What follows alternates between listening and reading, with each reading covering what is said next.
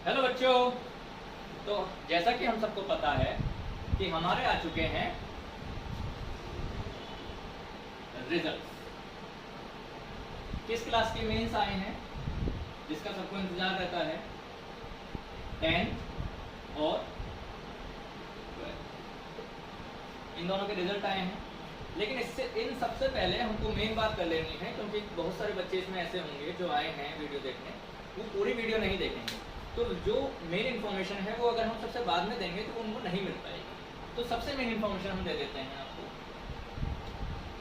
कि हमारा सब्जेक्ट है केमिस्ट्री, ठीक है।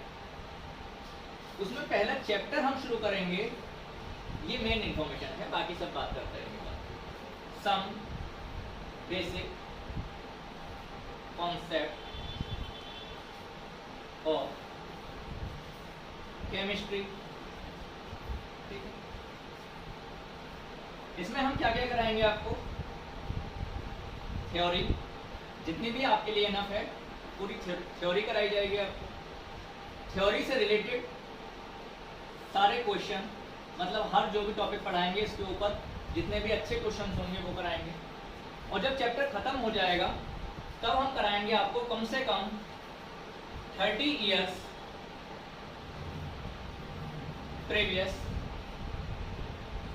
ईयर पेपर सॉल्व कराएंगे। एक एक क्वेश्चन सॉल्व कराएंगे, 1 या 2 या 3 लेक्चर्स उसमें जाएंगे और पूरा सॉल्व कराएंगे। तो आपकी थ्योरी कंप्लीट हो जाएगी, आपके क्वेश्चंस कंप्लीट हो जाएंगे और आपके प्रीवियस ईयर क्वेश्चंस कंप्लीट हो जाएंगे, जिससे आपको पता चल जाएगा कि हाँ किस तरह का क्वेश्चन पेपर में आता है, चाहे वो नीट का हो चाहे वो आईआईटी का हो, जिसका हो, ठीक है। हमारा मेन फोकस 11th 12th और नीट पर है, ठीक है, मेन फोकस। चलिए, लेक्चर आएगा हमारा, फर्स्ट लेक्चर आएगा 1 अगस्त 2022 में 9 PM। क्या समझे? 1 अगस्त 2022 में 9 PM पर आपको एक लेक्चर मिलेगा जिसमें हम स्टार्ट करेंगे some basic concept of chemistry की थ्योरी। अब थ्योरी कितनी लंबी जाती है वो हम नहीं बता सकते, क्योंकि ना तो हम किसी चीज को जरूरत से ज्यादा खींचेंगे और ना किसी चीज को जरूरत से ज्यादा छोटा करेंगे। तो जितनी जरूरत होगी उतने लंबे लेक्चर्स होंगे, जितनी जरूरत होगी उतने ज्यादा लेक्चर्स होंगे, और जहां जरूरत नहीं होगी वहां छोटे भी किए जाएंगे और कम भी किए जाएंगे। इस बात का भी ट्रस्ट रखो कि टाइम से आपका कोर्स भी कंप्लीट होगा, टाइम से आपके क्वेश्चंस भी सॉल्व होंगे, टाइम से आपके प्रीवियस ईयर पेपर्स भी सॉल्व होंगे, ठीक है। तो मेन चीज तो हमारी हो गई कि हमारा लेक्चर शुरू होंगे 1 अगस्त से हमारी क्लासेस शुरू होंगी, ठीक है। अब बात करते हैं बाकी सब।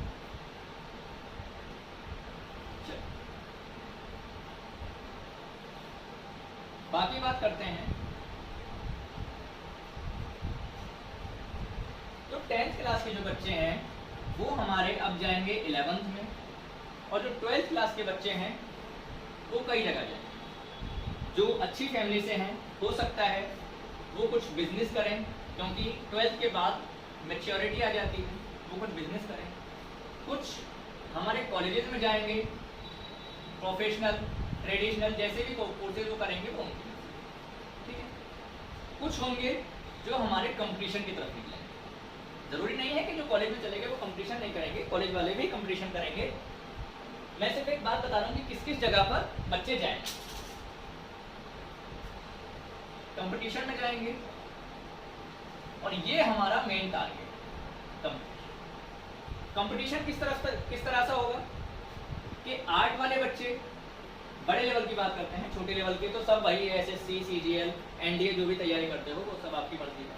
बड़े जो सबसे मेन पॉइंट होते हैं कि आर्ट वाले हो सकता है यूपीएससी की तरफ जाएं, कॉमर्स वाले, आर्ट वाले आपका नाम अब कुछ और हो गया है, ह्यूमैनिटी वाले, ठीक है, ह्यूमैनिटी वाले या आर्ट साइड वाले। कॉमर्स वाले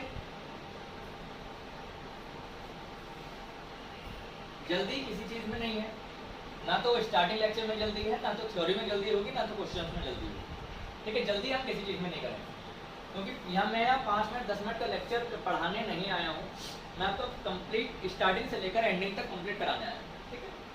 चलिए, तो कॉमर्स वाले आपके जाएंगे सीए की तरफ, बैंकिंग की तरफ, ठीक है। जो भी बैंक पीओ की तैयारी करते हैं, मैनेजर की तैयारी करेंगे, जिस भी कैशियर की कुछ भी तैयारी करें, वो उनकी मर्जी। जो मैथ से हैं सबसे ऊपर जाएंगे अपना जेई मेन और एडवांस, ठीक है, ये तो हमें करना ही है।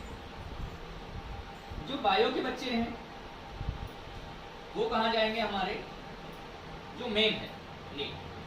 बाकी अब हम कोई 2000 या 1990 के टाइम में नहीं है कि केवल बायोलॉजी से अगर 12th करी है तो केवल मेडिकल ही या डॉक्टर बनना ही सब कुछ है। अब मेडिकल नीट के अलावा भी बहुत सारे ऑप्शंस हैं, बहुत सारे ऑप्शंस हैं। BSc pathology, D pharma, B pharma, बहुत सारे कोर्सेज हैं जो मेडिकल से हैं, और ज़रूरी नहीं है कि एमबीबीएस ही करो, ठीक है। चलिए, तो ये है हमारा टारगेट है भैया, ह्यूमैनिटी वाले अपनी साइड जाएं, कॉमर्स वाले हमारी साइड जाएं। मेन हमारा जो टारगेट है वो ये नीट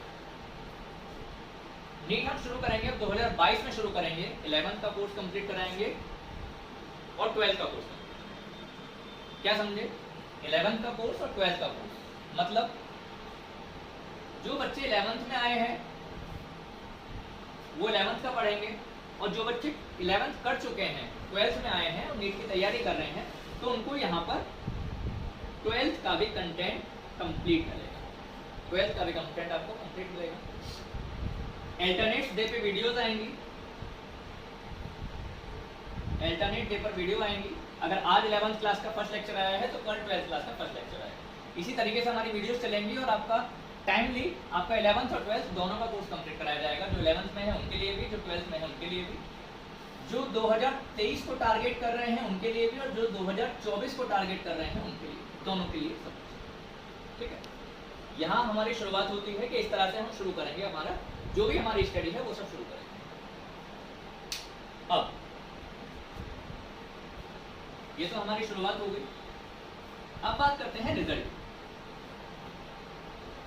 तो रिजल्ट में जिनको बहुत अच्छे मार्क्स मिले हैं उनको कॉन्ग्रेचुलेशन, बहुत ज़्यादा बधाई, और जिनका थोड़ा सा डिजिट ऊपर नीचे हो गए हैं उनको और भी ज़्यादा कॉन्ग्रेचुलेशन, उनको और भी ज़्यादा बधाई। क्यों बधाई? क्योंकि उनके पास अब एक मौका आया है, उनके पास अब एक मौका आया है अपने आप को बाउंस बैक करने का। क्योंकि ऐसा होता है कि अगर टॉपर ने टॉप कर दिया, ठीक है भैया, वो बचपन से करता आ रहा है, ठीक है, बच्चों का, आप टॉपर हो, आपने टॉप कर दिया, आपके रिलेटिव्स का एक्सप्रेशन होगा, रिलेटिव्स का रिएक्शन होगा कि हाँ बहुत अच्छा। लेकिन अगर किसी बैक बेंचर ने या किसी ऐसे बच्चे ने टॉप कर दिया है जो बिलो एवरेज या थोड़ा सा अबव एवरेज रहा है और उसने अचानक से टॉप कर दिया, तो क्या होता है रिएक्शन, वाह कि इसने कैसे कर दिया, इसने कुछ तो ऐसा किया होगा। फिर लोग पूछने आते हैं आपसे, टॉपर के पास बच्चे जाते हैं, डिस्कशन करते हैं, स्टडी के बारे में डिस्कशन करते हैं, टॉपिक डिस्कस करते हैं। लेकिन अगर आप, मैं ये नहीं कह रहा कौन बच्चा बिलो एवरेज है, सब एक जैसे, लेकिन अगर कोई बच्चा बिलो एवरेज है और उसने अचानक से उसको अच्छा रियलाइज हुआ कि हाँ मुझे पढ़ना है, उसने मेहनत करनी शुरू कर दी और उसने टॉप कर दिया एग्जाम, तो फिर बच्चे उसके पास जाएंगे कि ऐसा उसने क्या चेंज किया अपने अंदर, ऐसा उसने क्या स्टडी करी थी कि उसने बिलो एवरेज से यहाँ पहुँच गया, ठीक है। तो सब बराबर है, जिनके डिजिट अच्छे आए हैं मार्कशीट में वो भी अच्छे हैं, जिनके डिजिट थोड़े ऊपर नीचे हो गए हैं कोई प्रॉब्लम नहीं है। हम हैं और टीचर्स हैं, आपके कोचिंग टीचर्स होंगे, सबके साथ बने रहो, ना नीचे रहोगे कोई जरूरत नहीं पड़ेगी, ठीक है। चल मार्कशीट, एक किसी समझदार ने एक डायलॉग दिया है, a single sheet of paper can't decide your future. A single sheet of paper can't decide your future. बात भी सही। मान लीजिए आपकी 10th में या 12th में परसेंटेज बिगड़ गई, आपकी ग्रेजुएशन में परसेंटेज बिगड़ गई, तो हो सकता है कि आप किसी और फील्ड में अच्छे बनो, ठीक है। अगर सचिन तेंदुलकर को बोलते कि वो 12th क्लास में टॉप करे तो वो नहीं कर सकता था, क्यों? क्योंकि उसकी रुचि थी क्रिकेट में। लता मंगेशकर को बोलते कि वो ग्रेजुएशन में टॉप करे तो वो नहीं कर सकती थी, क्यों? क्योंकि उनकी रुचि सिंगिंग में थी। तो आपकी जो मार्कशीट है वो आपका फ्यूचर तो डिसाइड नहीं करती है, लेकिन दुनिया के ट्रुथ और दुनिया के बेटर ट्रुथ के अनुसार जो आपकी मार्कशीट है या मार्कशीट की डिजिट्स हैं वो आपकी कैपेबिलिटी का जरूर दिखाता है। एंट्रेंस एग्जाम की बात एक अलग है, लेकिन अगर आप मार्कशीट के बेस पर आपकी मेरिट बनती है कॉलेज में, तो वो आपको नहीं देखते कि आपने क्या किया है क्या नहीं किया है, आप में कितना टैलेंट है, वो देखते हैं सिर्फ आपकी परसेंटेज। ठीक है, तो परसेंटेज एक पॉइंट पर हम कह सकते हैं अपने आप को मनाने के लिए या ज्ञान देने के लिए कि परसेंटेज मैटर नहीं करती, लेकिन परसेंटेज मैटर करती है, हर तरह से मैटर करती है। आपके पास कितना ज्ञान है रिलेटिव्स को उससे मतलब नहीं है। ठीक है, रिलेटिव्स को उससे मतलब नहीं है, रिलेटिव्स को मतलब है कि आपने कितने परसेंटेज बनाई है 10th में या 12th। मैं ये नहीं कह रहा कि जिसकी कम परसेंटेज है वो बच्चे नहीं है, सब अच्छे हैं, सब हमारे बच्चे हैं, सब ऊपर वाले के बच्चे हैं। कम परसेंटेज हो ज़्यादा परसेंटेज उससे फर्क नहीं पड़ता। मैं केवल इतनी सी बात बताना चाह रहा हूँ कि परसेंटेज मैटर करती है। इस डायलॉग के पीछे मत भागो कि भैया मेरे परसेंटेज कम है तो मैं फिर भी सही हूँ। अगर आपकी परसेंटेज कम है तो हाँ, मैं आपकी कैपेबिलिटी पे शक नहीं कर रहा हूँ, लेकिन अगर आपकी परसेंटेज कम है तो आपको अपने ऊपर ध्यान देने की ज़रूरत है। या तो अगर आपकी परसेंटेज बिगड़ गई है तो या तो आप अपने अंदर कोई और टैलेंट ढूंढ लो कि हाँ मेरे अंदर ये हिडन टैलेंट है कि अब मेरे से पढ़ाई नहीं होगी, अब मैं क्रिकेट खेलूंगा या मैं सिंगिंग करूँगा या मैं डांसिंग करूँगा, वो तो चीज़ गलत है। लेकिन अगर आपने टारगेट बना रखा है कि मेरे को नीट क्लियर करना है, मेरे को जेई क्लियर करना है, और अगर आपकी परसेंटेज कम जा रही है तो आपको उस पर ध्यान देने की ज़रूरत है कि हाँ कहाँ कम जा रही है, क्यों कम जा रही है। ठीक है, ये बात हो गई कि हमें अपनी परसेंटेज सुधारनी है या कोई भी एग्जाम हमें क्लियर करना है। ठीक है, अब क्लियर करने के लिए बहुत सारे क्वेश्चन आते हैं बच्चों के दिमाग में। कौन से क्वेश्चन? सिंगल शीट डिसाइड नहीं करेगी, आपको सिंगल शीट को इम्प्रूव तो करना पड़ेगा। तो बच्चों के मन में क्वेश्चन हैं बहुत सारे। कब, क्या, क्यों, कैसे और किससे। मतलब पहली बात तो हमें पढ़ना कब है, कब हमें शुरुआत करनी है, कब हमें शुरुआत करनी है, कब हमें पढ़ना है। दूसरी बात क्या हमें पढ़ना है। तीसरी बात क्यों हमें पढ़ना है। ये किताब, ये सब कुछ, इतने ऑनलाइन क्लासेज या आपके ऑफलाइन क्लासेज, बुक्स ही क्यों है, क्या मैटर करती है, क्या हमें पढ़ लेंगे तो हमें क्या मिल जाएगा ऐसा। ठीक है, क्योंकि उनके अंदर कुछ ऐसा नहीं दबा हुआ है कि किताबों के अंदर कुछ ऐसा नहीं दबा कि उन्हें तुम खोलोगे तो तुम्हें कोई खजाना मिल जाएगा। उनके अंदर ऐसा क्या है कि क्यों हमें पढ़ना है, कैसे और किससे, एक एक करके निकालते हैं। पहली बात है कब। पहला क्वेश्चन है कब। तो मैं आपसे कहने ये नहीं आया हूं कि बच्चों सुबह उठ के पढ़ो, सुबह उठ के माइंड अच्छा रहता है, माइंड रिफ्रेश रहता है, फ्रेश एयर रहती है और मूड अच्छा रहता है। अगर आपका मन नहीं कर रहा है पढ़ने का सुबह तो बिल्कुल मत पढ़ो, कोई प्रॉब्लम नहीं। आपको रात को पढ़ना है तो आप रात को पढ़ो। अपने आप को देखो, अपना कंफर्ट देखो। मैं ये नहीं कह रहा कि कंफर्ट जोन में रह के काम करो, कंफर्ट जोन से बाहर निकल के ही सक्सेस मिलती है। मैं सिर्फ ये कह रहा हूँ कि अपना कंफर्ट देखो कि हमको कब पढ़ना अच्छा लगता है। आपको पढ़ना रात में अच्छा लगता है, लेकिन आप किसी मोटिवेशनल स्पीकर या किसी टीचर की बात सुन के आप सुबह को पढ़ने की कोशिश कर रहे हो, और जो आपका पढ़ने का पीक टाइम है या आप जिस टाइम पे पीक परफॉर्मेंस देते हो, मान लीजिए आपको रात को अच्छा लगता है कि हाँ मुझे खाना खा के थोड़ी देर रेस्ट करके मैं अगर पढ़ने बैठूंगा तो मैं रात को पढ़ सकता हूँ। क्योंकि मैंने जितने बच्चों को पढ़ाया है वो कुछ बच्चे कहते हैं कि हमें सुबह पढ़ना है, कुछ बच्चे कहते हैं हमें शाम को पढ़ना है।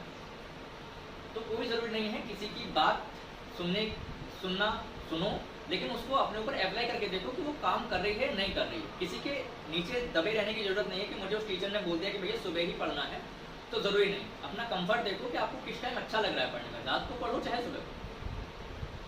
ठीक है, एक चीज़ होती है ना शेड्यूल। सब कहते हैं कि एक शेड्यूल से चलो, एक टाइम टेबल से चलो, तो ज़रूरी नहीं है यार, बिल्कुल ज़रूरी नहीं है कि हम एक कॉपी पे लिख के टाइम टेबल बना के कि सुबह 5 बजे हमें उठना है, रात को 11 बजे सोना है, या सुबह 5 बजे उठना है, रात को 8 बजे सोना है, 8 घंटे का स्लीप साइकिल मेंटेन करना है। बिल्कुल सही बात है, स्लीप साइकिल मेंटेन करो। स्लीप साइकिल मेंटेन करना जरूरी है। 7 से 8 घंटे की नींद स्टूडेंट के लिए, या मेनली उन स्टूडेंट के लिए जो किसी एग्जाम की तैयारी कर रहे हैं, उनके लिए 7 से 8 घंटे की नींद, 8 घंटे की स्लीप साइकिल बहुत ज़रूरी है। ठीक है, अब वो 8 घंटे की स्लीप साइकिल ज़रूरी नहीं है कि आप रात को 8 बजे सो के सुबह 4 बजे कंप्लीट करो, कोई ज़रूरी नहीं। अगर आप रात को पढ़ रहे हो, आपने कोई अच्छा लेक्चर लिया है, कोई ऐसा टॉपिक आया जो आपको बहुत पसंद है, ठीक है, और आप रात को उसके न्यूमेरिकल कर रहे हो या रात को उसकी थ्योरी कर रहे हो या रात को उसके न्यूमेरिकल कर रहे हो या कुछ भी कर रहे हो उसके बारे में, आपको अच्छा लग रहा है और आपको रात को पढ़ते पढ़ते बज गए हैं रात में 2, पढ़ते बज गए 2, आपको नहीं मन कर रहा है कि भैया छोड़ो बुक, अच्छा लग रहा है कि न्यूमेरिकल सॉल्व होते जा रहे हैं, हमको अच्छा लग रहा है, तो कोई दिक्कत नहीं है, 2 बजे तक पढ़ो। और 2 बजे अगर आप पढ़ के सोए हो तो जरूरी थोड़ी ना है कि 4 बजे उठना है, बिल्कुल नहीं। अपनी स्लीप साइकिल मेंटेन करो और 10 बजे उठो, 8 घंटे की स्लीप साइकिल मेंटेन करो, 10 बजे उठो, अपना नहाओ धो फ्रेश हो, जो भी करना है करो और उसके बाद फिर लग जाओ अपने काम पे, जिस लिए दुनिया में आए हो उस काम पे लग जाओ, ठीक है। तो टाइम टेबल, मैं ये नहीं कह रहा कि टाइम टेबल से चलने की जरूरत नहीं है, टाइम टेबल से चलो, लेकिन किसी एक पेपर के गुलाम बन के मत रहो कि हाँ उस पेपर पे वो लिखा है मुझे वही काम करना है, उस पेपर पे लिखा है कि मुझे 8 बजे खाना खाना है तो 8 बजे ही खाना खाना है, जरूरी नहीं है। अगर आपको भूख नहीं लग रही है 8 बजे, आपको 10 बजे भूख लगती है तो क्या जरूरत है, 8 बजे को जो भी काम करना है आपको वो करो। ये जरूरी है कि अगर आपको 6 घंटे या 8 घंटे पढ़ाई करनी है तो 24 घंटे में ये आपकी ड्यूटी है, ये आपकी जिम्मेदारी है कि आपको वो टाइम निकालना है। कब निकालोगे ये आपका हेडेक है, मेरा नहीं है। आपको 8 घंटे निकालने हैं, वो आपको निकालने हैं, कैसे निकालोगे वो आपकी मर्जी। लेकिन किसी एक पेपर की या किसी एक बंदे के गुलाम बन के मत रहो कि हाँ उसने आपसे कह दिया कि टाइम टेबल मेंटेन करो, जरूरत नहीं। अपने तरीके से चलो, केवल एक चीज याद रखो कि हाँ मुझे इतना टाइम तो पढ़ना ही है या कोई भी टारगेट इतना तो कंप्लीट करना ही है। अब चाहे उसमें वो रात को सुबह हो जाए आपको, चाहे वो आप दिन में कंप्लीट कर लो, वो आपके ऊपर। तो कब की तो बात खत्म हो गई कि मर्जी से पढ़ो, जब आपका मन करता है तब पढ़ो, लेकिन पूरा पढ़ो, जरूरी पढ़ो और टाइम से पढ़ो कि हाँ आपको 6 घंटे पढ़ने ही पढ़ने। अगर आपने सुबह वो 6 घंटे कंप्लीट कर लिए तो दिन भर बिल्कुल टेंशन फ्री हो जाओ कि हाँ हमने कर लिया है कंप्लीट, हो जाएगा, एक साथ बहुत होती है। चलिए, तो कब की तो बात हो गई कि अपनी मर्जी से पढ़ो, किसी एक पेपर के टाइम टेबल के गुलाम बन के मत रहो। अब दूसरी बात आती है क्या। हमने अपने स्टूडेंट लाइफ में, और जो आप बच्चों में से बहुत सारे बच्चे कोशिश करते होंगे कि किसी एक टीचर ने एक किताब बता दी, हम वो उठा के ले आए, किसी एक दोस्त ने बता दिया कि ये राइटर अच्छा है, हम वो किताब उठा के ले आए, या हमने नेट पे सर्च किया कि ऑफिशियल सिलेबस फॉर नीट या ऑफिशियल सिलेबस फॉर जेई, उन्होंने एक इतना लंबा सा पर्चा थमा के दे दिया, आप अपने घर से पैसे लेके गए, वो सारी किताब उठा के ले आए, और ऐसे एक एक किताब करते करते आपके पास इतना कंटेंट हो गया, इतनी सारी बुक्स हो गई, इतने सारे मॉड्यूल्स हो गए, इतनी सारी नोटबुक हो गई, इतने सारे फॉर्मूला हो गए कि आपने इतना बड़ा कंटेंट इकट्ठा कर लिया है और आप यहाँ हो, ठीक है, आप यहाँ पे बैठे हो, नाम इसका ढकलू, यही हमारा हर जगह चलेगा, ठीक है, ये मेरा फेवरेट बच्चा। तो इसने चलना शुरू किया, बेचारा चल रहा है, हर क्वेश्चन, हर न्यूमेरिकल सॉल्व करने की कोशिश कर रहा है, हर बुक, इतनी सारी बुक्स इकट्ठी कर रखी है फिजिक्स की, और हर कोशिश कर रहा है कि हर बुक्स का हर क्वेश्चन, हर पेज, हर न्यूमेरिकल सॉल्व कर लूँ, और वो बेचारा पहुँचते यहाँ तक पहुँच पाया, और यहाँ आ गई आपकी मई का पहला संडे आ, जब जो भी हमारी जनरल डेट होती है, हमारा जो मेन एग्जाम होता है नीट का, वो मेनली मई के पहले संडे को जाता है। तो बेचारा चला, फिजिक्स में चला, केमिस्ट्री में चला, बायोलॉजी में चला, और मई का पहला संडे आ गया, इसी खींचतान में मई का पहला संडे आ गया, और उस बेचारे का ये सब्जेक्ट, ये सिलेबस सब रह गया, नहीं कर पाया। अब बेचारा दुखी हुआ, घर गया, घर वालों ने मोटिवेट किया कि चलो बच्चों कोई बात नहीं, एक बार गिर गए, हाथ पैर झाड़ के दोबारा से खड़े हो जाओ, कोई क्या दिक्कत है, एक लाइफ है, अच्छे से जियो, कोई एक चांस मिला है, इसकी जरूरत नहीं है, अब तो अपर एज लिमिट भी खत्म होगी, पेपर देते रहो जब तक माने। लेकिन उस बच्चे ने क्या गलती करी, फिर से यहीं से शुरू किया। ये बच्चे ने 2022 में एग्जाम दिया, यहाँ तक पहुँचा, एग्जाम आ गया, पेपर आधा छूटा, आधा रह गया, आधा गलत हो गया, और आधा कर गया है। फिर 2023 के लिए उसने तैयारी शुरू करी, फिर चला, कोशिश कर रही है, और इस बार यहाँ तक पहुँच गया, फिर भी आगे का कुछ ना कुछ है। तो ये चीज़ उसके साथ चलती रहेगी। क्यों चलती रहेगी? क्योंकि उसने अपनी कैपेबिलिटी के आधार पर, अपनी कैपेबिलिटी से ज़्यादा कोर्स इकट्ठा कर लिया है कि वो कितना भी पढ़े, वो कभी भी एक साल में इतना कोर्स कंप्लीट नहीं कर पाए। वो कितना भी पढ़े, वो एक साल में इतना कोर्स कंप्लीट नहीं कर पाए। तो ज़रूरत है कि आपको अच्छा कंटेंट, ज़रूरी कंटेंट और कम कंटेंट, ठीक है, अच्छा कंटेंट, ज़रूरी कंटेंट और कम कंटेंट, क्योंकि हो सकता है कि आपके किसी बहुत अच्छे ज्ञानी दोस्त ने या किसी बहुत अच्छे ज्ञानी टीचर ने आपको एक बुक दे दी और हो सकता है कि आपका पूरा का पूरा पेपर उसी में था, और कुछ अज्ञानी लोगों ने आपको इतनी सारी बुक्स बता दी, हो सकता है उसमें से 1 या 2 क्वेश्चन भी ना आए। तो अच्छा कंटेंट, जरूरी कंटेंट मुझसे लोगे, मैं पूरा आपको दूंगा, या जहाँ भी आपके टीचर्स होंगे, जिस भी टीचर से आप पढ़ रहे होंगे, मैं ये नहीं कह रहा कि भैया यहीं आगे पढ़ो, जो भी आपको जिससे आपकी वाइब मैच होती है उसके साथ पढ़ो। ऑफलाइन कोचिंग हो, ऑनलाइन कोचिंग हो, जिससे भी आपकी वाइब मैच होती है उसके साथ पढ़ो, लेकिन अपने टीचर के ऊपर भरोसा रखो कि हाँ उसने अगर बताया है तो ठीक ही बताया होगा, क्योंकि वो स्टूडेंट से अगर टीचर की पोजीशन पर है तो उसने कुछ ना कुछ तो खासियत होगी, उसे कुछ ना कुछ तो पता होगा। ठीक है, तो टीचर पर भरोसा रखो, कम कंटेंट रखो, दुनिया भर का कंटेंट इकट्ठा करने की जरूरत नहीं है। इतनी बुक्स या इतनी बुक्स से भी एग्जाम हो सकता है, इतनी सारी बुक्स इकट्ठा करने की। तो मैंने कब बता दिया, अपनी मर्जी से पढ़ो। क्या बता दिया, अच्छा कंटेंट रखो, जहाँ भी आपको अच्छा लगता है। किसी भी कोचिंग पे जाओगे, किसी भी कोचिंग पर जाओगे, उनका कंटेंट इनफ होता है। मैं कुछ फर्जी लोगों की बात तो नहीं करता जो कहते हैं कि हम 15 दिन में क्लियर करा देंगे, 10 दिन में क्लियर करा देंगे। अगर आपको कोई भी रेगुलर तरीके से पढ़ा रहा है, रेगुलर क्लासेज आपकी चल रही हैं, तो वो आपको कंटेंट इनफ देते हैं, कोई भी टीचर हो, कोई भी टीचर हो। कब हो गया, क्या हो गया, अब आती है बात क्यों। ये थोड़ा लंबा टॉपिक, क्यों। ये है हमारी स्टडी जो हम करेंगे। स्टडी से हमें मिलेगी, ये हमारा छोटा स्फीयर, और स्टडी के बाद हमको मिलेगी क्या,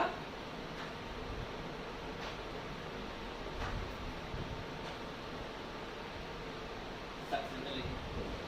अब सक्सेस आपको मिल गई तो आपको क्या क्या मिलेगा। सोसाइटी के बिटर ट्रुथ के बारे में बात करते हैं तो सबसे पहले मिलेगा पैसा, पैसा।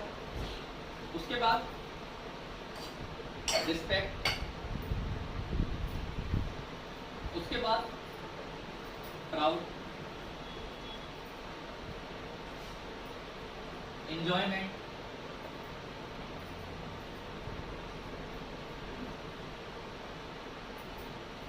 चैरिटी, ये सब। सबसे जरूरी है पैसा। मेन पॉइंट आता है कि आपने स्टडी करी, कोई भी एग्जाम क्लियर किया, आपने आईआईटी का क्लियर किया तो आपको अच्छे आईआईटी में एग्जाम में एडमिशन मिल गया, नीट का क्लियर किया, अच्छे मेडिकल कॉलेज में एडमिशन मिल गया, यूपीएससी क्लियर किया, आप एसडीएम, एसएसटी या डीएम की आपको पोस्ट मिल गई, सीए का क्लियर कर दिया तो आपको अच्छे बैंक में या अच्छी किसी बड़ी कंपनी में आपको सीए की जॉब मिल गई।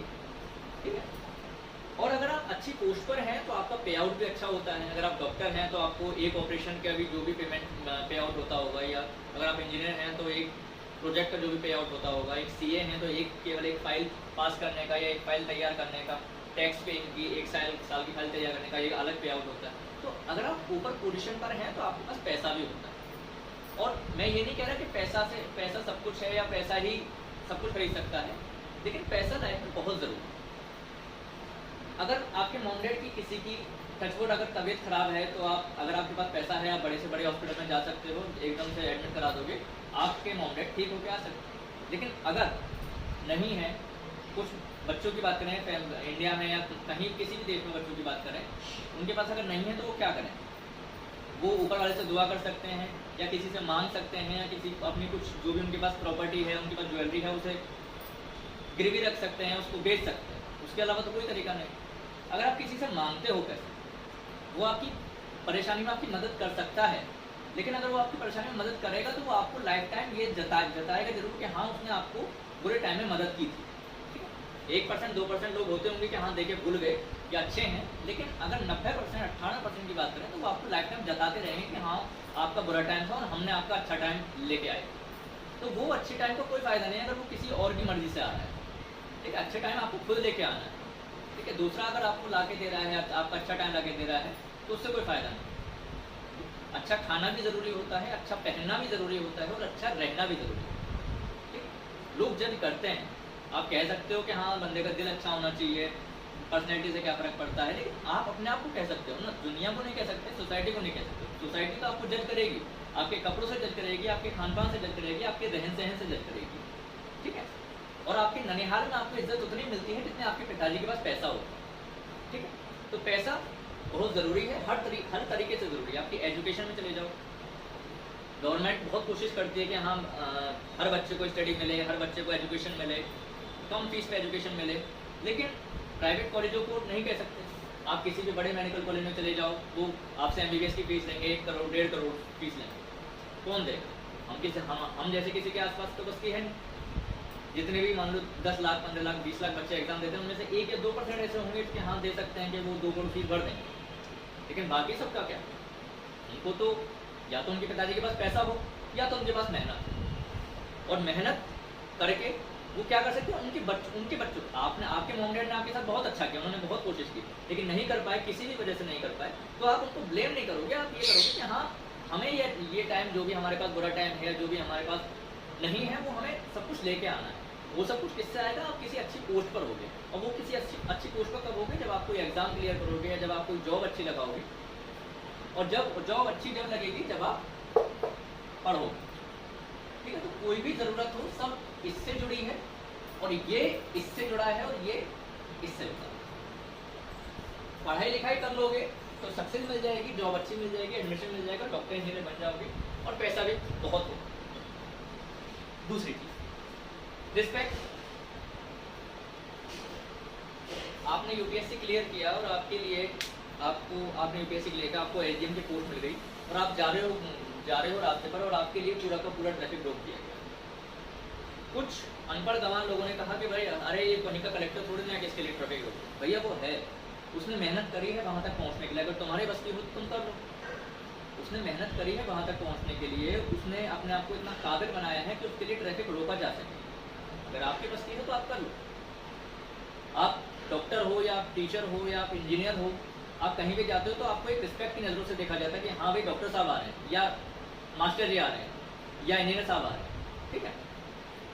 तो अगर आप किसी बड़ी पोस्ट पर हैं तो आपको रिस्पेक्ट भी उतनी ही मिलती है।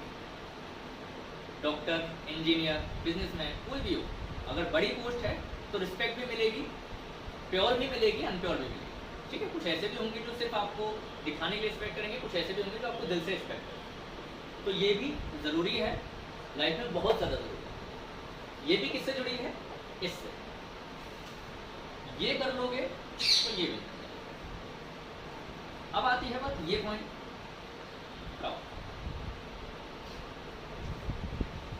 प्राउड का मतलब ये है कि आपने सब बड़ी पोस्ट से जाकर ही मिलता है, सब कुछ वहीं जाके लिख होगा। आपने पढ़ाई लिखाई करी, आपने अच्छा एग्जाम क्लियर किया, आपने अच्छी जॉब लगाई, तो आपके मॉम डैड को आपके ऊपर प्राउड होता है। आपके सिर्फ आपके मॉम डैड को नहीं, आपके दोस्तों को भी प्राउड होता है।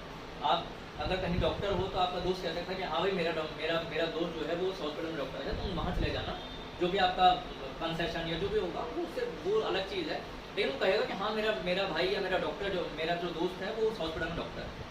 या कोई भी कहेगा मेरा दोस्त जो है वो एसडीएम है, कोई भी दोस्त कहेगा कि मेरा दोस्त जो है, कोई भी लड़का कहेगा कि मेरा दोस्त जो है वो आरबीआई में लग गया है, ठीक है? वो सीए बन गया है और आरबीआई में, रिजर्व बैंक ऑफ इंडिया में, ठीक है? तो प्राउड होता है, अपने आप को भी प्राउड होता है कि हाँ भाई हम इस पोजीशन पर हैं, या हमारे आसपास के जो लोग हैं उन्हें भी प्राउड होता है। यहाँ तक कि आप इस टाइम कुछ नहीं हो, हम कुछ नहीं हैं, लेकिन अगर आपके सामने कोई किसी ने आपसे हाथ भी मिला लिया और आप कल को कोई बड़ी पोस्ट आपने ले ली, तो क्या होता है कि हाँ वो बंदा भी बोलेगा, जिसने सिर्फ आपसे एक बार हाथ मिलाया है वो भी बोलेगा कि हाँ मैं एक बार इनसे मिला था, ठीक है? हाँ मैं एक बार इनसे मिला था।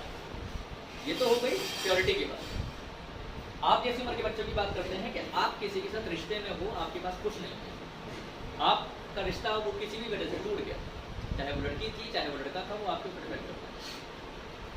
वो रिश्ता टूट गया, अब आपने मेहनत करी और आपने कोई अच्छी पोजीशन हासिल कर ली, तो आपका एक्स, मैं आपकी ही भाषा में बात करूँगा, मैं कोई 50-60 साल का कोई टीचर नहीं हूँ जो आपको केवल ज्ञान देने आया हूँ, तो आपकी किताबी के ज्ञान देना है, आपकी लाइफ के बारे में।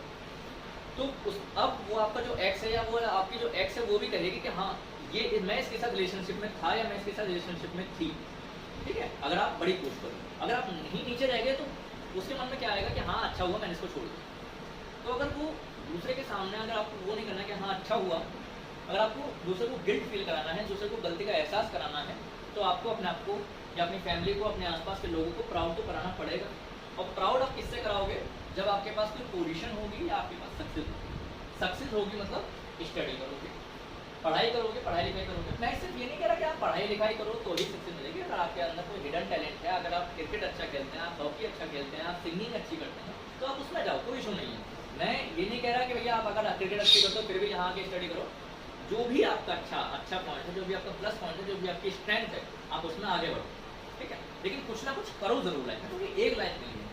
ये लाइफ आप ऊपर वाले से ये नहीं कह सकते, ऊपर वाले से ये नहीं मांग सकते कि यहाँ रिस्टार्ट होकर बटन नहीं हो।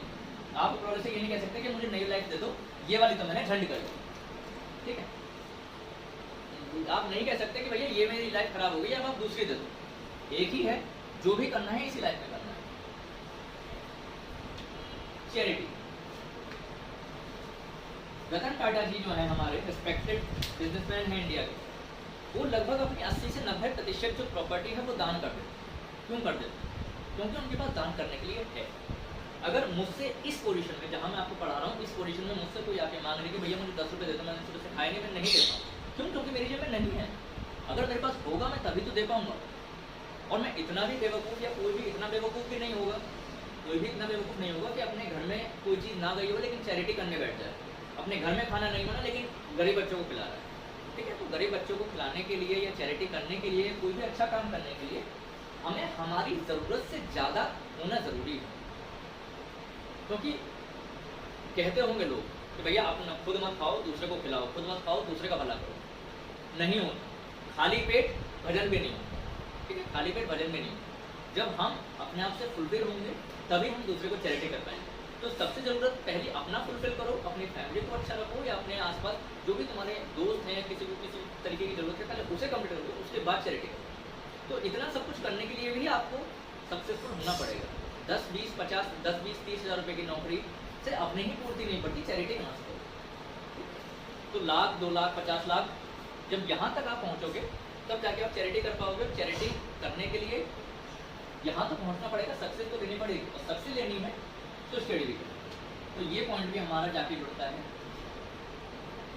इंजॉयमेंट। आप दोस्तों ने 3 लोगों ने 4 लोगों ने प्लान बनाया कि हमें मनाली जाना है या शिमला जाना है, जहाँ भी जाना है। अब आपने प्लान बना लिया, लेकिन कहाँ बात आके अटक गई? आप सब कुछ सब तैयार, बहुत ज़्यादा एक्साइटेड, लेकिन कहाँ बात आके अटक गई? बजट। एक के पास 10,000 है, उसकी फैमिली बहुत अच्छी है, वो कह रहा है मैं 10,000 दे दूँगा, स्पॉन्सर कर दूँगा, तुम 20,000 लेंगे। लेकिन एक बच्चा बेचारा किस्मत का मारा है, उसकी फैमिली किस्मत की मारी, वो कह रहा है कि नहीं भैया मेरे पास 500 रुपये हैं, मेरे पास 1,000। तो अगर वो तो बात एक अलग है कि भैया वो जाएगा उनके साथ, उनकी अच्छी दोस्ती है, लेकिन हो सकता है 1% उनका प्लान कैंसिल हो जाए। हो सकता है 1% कि वो उस बंदे को ही ड्रॉप कर दें कि भाई जब ये कुछ कंट्रीब्यूशन नहीं दे रहे तो क्यों लेके जाए। और सही भी बात है, तुम्हारे पास ज़्यादा पैसा है, इसका मतलब ये नहीं कि तुमने दूसरों का ठेका लिया है, ठीक है। हो सकता है उस बंदे को ड्रॉप कर। अगर रियल फ्रेंड और फेक फ्रेंड वाला जो भी आपके लोगों का चक्कर होता होगा, मैं सिर्फ बता रहा हूँ कि हो सकता है उस बंदे को ड्रॉप कर दें। क्यों ड्रॉप कर दिया उसको? वो इन्जॉय क्यों नहीं कर पाए, वो उस ट्रिप को इन्जॉय क्यों नहीं कर पाए? क्यों? क्योंकि उसके पास फंड नहीं, उसकी जेब खाली, उसकी जेब खाली। अगर वो किसी अच्छी पोजीशन पे होता, उसके मॉम डैड किसी अच्छी पोजीशन पे होते, या वो किसी अच्छी पोजीशन पर होता, तो वो एंजॉय कर सकता था अपनी लाइफ को, कहीं भी जा सकता था, कहीं का ही प्लान बना सकता था। तो एंजॉयमेंट जुड़ा है पैसे से।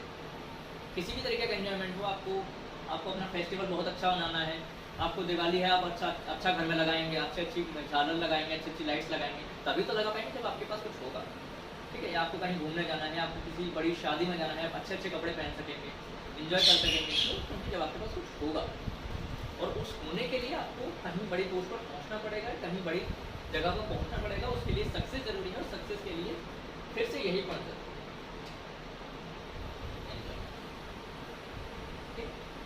तो क्योंकि बहुत सारे रीज़न है हमारे पास। कोई भी बच्चा अगर ये कहता है कि भैया मेरे पास रीज़न क्या है, तो बहुत सारे रीज़न है। भैया आपको पैसा कमाना है, आपको रिस्पेक्ट कमाना है, आपको प्राउड कमाना है, आपको चैरिटी भी करनी है अगर आपकी बस की है, और आपको एंजॉयमेंट भी करना है, ठीक है। आपको सब कुछ करना है, और सबके लिए किसी अच्छी पोस्ट पर, किसी अच्छे पोजीशन पर होना ज़रूरी है।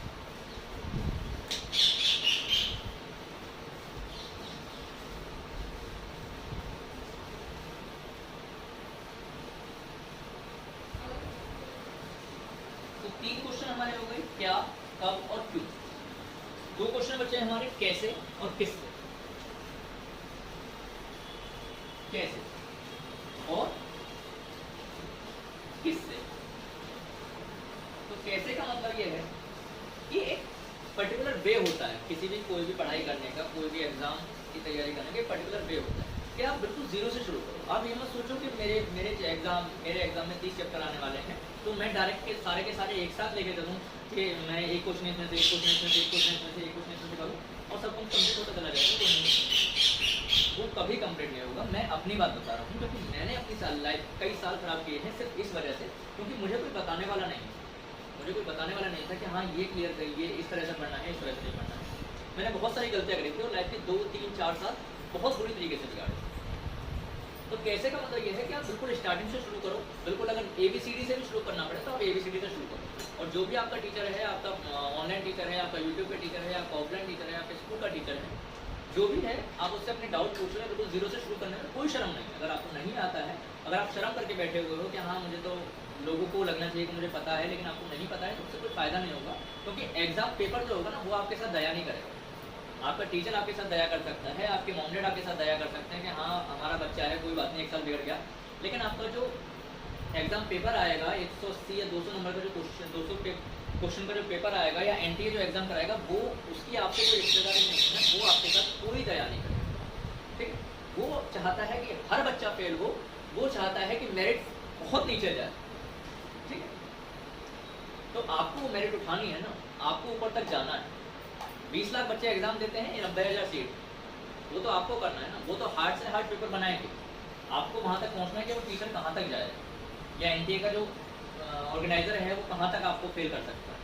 तो आपको अपने आप को पूरी तरीके से तैयार रखना है, सिस्टमेटिक तरीके से, किसी भी तरीके से पढ़ो लेकिन सिस्टमेटिक तरीके से। फिजिक्स कर रहे हो तो केवल फिजिक्स करो, फिजिक्स के 4 क्वेश्चन, बायोलॉजी के 4 क्वेश्चन, केमिस्ट्री के 4 क्वेश्चन, इस तरह से मत। फिजिक्स का एक चैप्टर आपने पकड़ा है तो सब पूरी तरीके से पहले कंप्लीट कर लो और उसको बिल्कुल छोड़ दो। ये नहीं कि हमने एक चैप्टर कंप्लीट कर लिया, उसे लगातार पढ़ रहे हैं और बाकी ये चैप्टर रह जा रहे हैं। एक चैप्टर आपने पूरी तरीके से पढ़ लिया, अब दूसरा चैप्टर शुरू करो, उसे पूरी तरीके से पढ़ लिया, एक पहले वाले का रिवीजन कर लो। 8 दिन में 10 दिन में जब भी करना है तो उस तरह से रिवीजन करो, सिस्टमेटिक तरीके से चलो। क्या सिस्टमेटिक तरीका है हम बताएंगे किससे। तो हम ये नहीं कहने वाले हैं कि भैया सब कुछ छोड़ दो,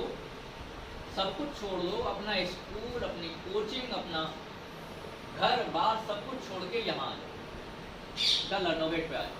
नहीं भैया, बिल्कुल नहीं। जहाँ आपकी वाइब मैच हो, जहाँ आपको अच्छा लगे, जहाँ आप कंफर्टेबल हो, जहाँ का टीचर आपकी बात सुनता हो, जहाँ के टीचर की बात आपको एक बार में समझ आ जाए, वो कहाँ ऑफलाइन पढ़ो, ऑनलाइन पढ़ो, यूट्यूब पे बहुत अच्छे टीचर।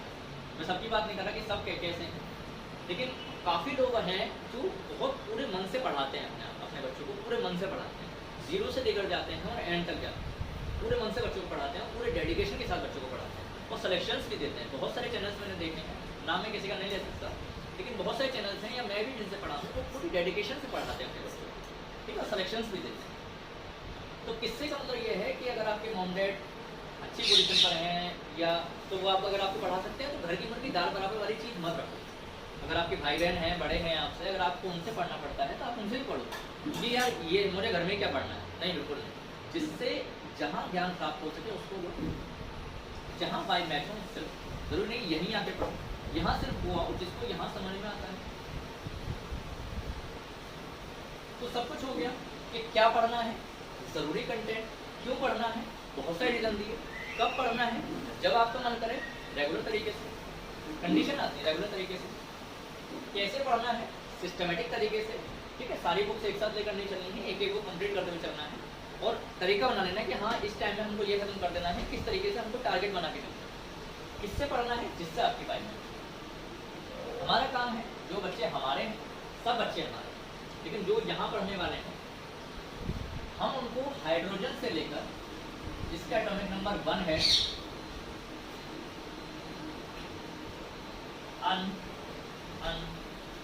ऑक्टेट 158, मतलब मैं आपको क्लासिफिकेशन पीरियोडिसिटी नहीं पढ़ा रहा हूँ, मैं केवल इतनी सी बात कर रहा हूँ कि इस पॉइंट से इस पॉइंट तक हम आपको लेकर जाएंगे, जितना इनफ कंटेंट होगा वो हम आपको सबको देंगे।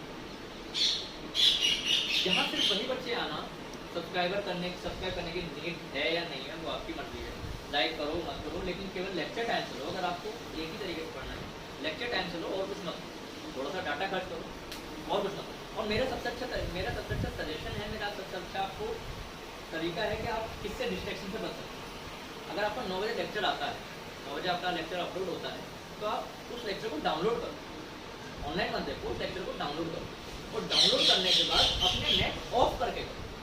क्यों करोगे आप? क्योंकि ये आपका फ़ोन या टैबलेट चल रहा है, लैपटॉप चल रहा है, आपका टीवी चल रहा है और एक मैसेज पॉपअप होता है, आप ऑनलाइन पढ़ रहे हो, एक मैसेज पॉपअप होता है और आप ऑनलाइन क्लास छोड़ के उस मैसेज पे पहुंच सकते हैं, चाहे वो आपका इंस्टाग्राम है, चाहे वो आपका व्हाट्सएप है, चाहे वो आपका फेसबुक है, टिंडर है, बहुत सारे ऐप्स हैं जहाँ पर आप जैसे बच्चे डिस्ट्रैक्ट होते हो। ठीक है, तो मेरा सबसे अच्छा सजेशन ये है कि आप ऑनलाइन मत देखो, क्योंकि ऑनलाइन में गारंटी से मैं बता रहा हूँ कि आप ऑनलाइन क्लास कर रहे हो, आपके किसी के दोस्त का मैसेज आता है और आप फटाक से यूट्यूब छोड़ के उस दोस्त के पास होगा क्या कि आपकी तो पहली बात तो आपकी लेट टूट जाएगी, आपका जो एक फ्लो चल रहा है वो टूट जाएगा। दूसरी बात, आप उस लेक्चर को आधे घंटे के या 1 घंटे के लेक्चर को आप कितने घंटों में कंप्लीट कर पाओगे? आपने 10 सेकंड की वीडियो देखी, फिर जाके एक रिप्लाई कर दिया, 20 सेकंड की वीडियो देखी, फिर जाके एक रिप्लाई कर दिया, उससे कोई फायदा नहीं होगा। ना तो आपको यहाँ समझ में आएगा, ना आप वहाँ जिसको भी टाइम दे रहे हो वो समझ में आएगा, ना तो उस बंदे को आप प्रॉपर टाइम दे पाओगे, ना तो आप यहाँ पढ़ पाओगे। तो लेक्चर को आप रिकॉर्ड कर लो और अपना डाटा ऑफ कर लो 1 घंटे के लिए, आधे घंटे के लिए, जितना भी, क्योंकि टाइम सर्टेन नहीं होगा, क्योंकि टॉपिक तो जहाँ से शुरू होगा वहाँ पे खत्म ही होना, चाहे वो जल्दी खत्म हो जाए चाहे वो देर से। तो लेक्चर चाहे वो आधे घंटे का है, चाहे वो 1 घंटे का है, उस टाइम के लिए आप बिल्कुल दुनिया से अलग हो जाओ, डाउनलोड कर लो, ऊपर से नेट ऑफ करो, केवल नेट ऑफ।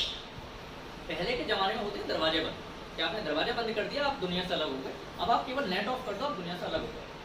सोशल मीडिया पे क्या चल रहा है, क्या नहीं चल रहा है, बिल्कुल भूल जाओ। 1 घंटे ठीक, क्या चल रहा है, क्या नहीं चल रहा है, बिल्कुल भूल जाओ। नेट ऑफ करके देखो, तरीका देखो। कमेंट सेक्शन में अगर कोई भी आपको डाउट है, कमेंट सेक्शन में डाल दो, नज़र पड़ेगी, कोशिश करेंगे कि सारे डाउट सॉल्व हो जाए। सारे सॉल्व नहीं कर पाते हैं तो मैक्सिमम डाउट्स को सॉल्व करने की कोशिश जरूर करें। ये मेन तरीका है पढ़ाने का और पढ़ने का। तो आपको 1 अगस्त से हमारी क्लास स्टार्ट होगी, बिल्कुल पूरा स्टार्टिंग से लेकर एंड तक जाएंगे। थ्योरी होगी कंप्लीट, न्यूमेरिकल्स होंगे कंप्लीट और आपके प्रीवियस ईयर के क्वेश्चंस कंप्लीट होंगे, जो भी डाउट्स होंगे वो भी होंगे। या लास्ट में एग्जाम के टाइम पर हम फास्ट ट्रैक भी चला देंगे कि कोई एक अच्छा टॉपिक है, कोई एक अच्छा चैप्टर होगा, उसका अगर फास्ट ट्रैक की नीड आती है तो हम फास्ट ट्रैक भी चला देंगे। ठीक है, तो आपके एग्जाम आने तक 10 महीने में या 9.5 महीने में, 11 महीने में आपको कंप्लीट हो जाएगा एग्जाम से पहले। ठीक है, 11th का भी और 12th का भी अल्टरनेट डे पे वीडियोस आएंगी, एक दिन 11th की आएगी तो एक दिन 12th की। तरीके से पढ़ो, शुरू से पढ़ो, जीरो से पढ़ो और एंड तक जाओ। ठीक, तो पढ़ाई करते रहो, खुश रहो। Thank you.